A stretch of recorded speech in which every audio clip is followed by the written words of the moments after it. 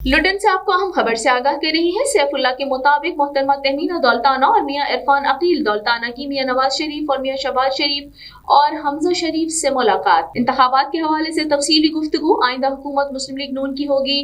तहमीना दौलताना और मियां इरफान अकील दौलताना की United press club के सहाफियों से गुफ्तगू। मोहतरमा तहमीना दौलताना और मियां इरफान अकील दौलताना ने मियां मोहम्मद नवाज शरीफ, मियां मोहम्मद शहबाज शरीफ और हमजा शहबाज से मुलाकात की। इस मौके पर इंतखाबात और बिहाड़ी की सियासत के हवाले से तफसीली गुफ्तगू और तबादला ख्याल किया गया।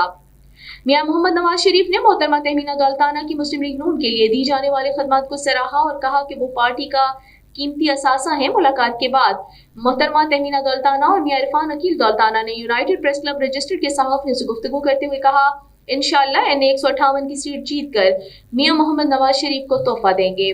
उन्होंने मजीद कहा, मुस्लिम लीग नून आइंदा इंतखाबात में न सिर्फ पंजाब बल्कि पूरे मुल्क में क्लीन स्वीप करेगी और मियां मोहम्मद नवाज शरीफ मुल्क के एक मरतबा फिर वजीर आजम बनेंगे। सदाबहार MPA मियां इरफान अकील दौलताना का कहना था, अपनी वालदा के नक्शे कदम पर चलते हुए अवाम की बेलौस खदमत और इलाके की तामीर और तरक्की में किरदार अदा करता रहूंगा।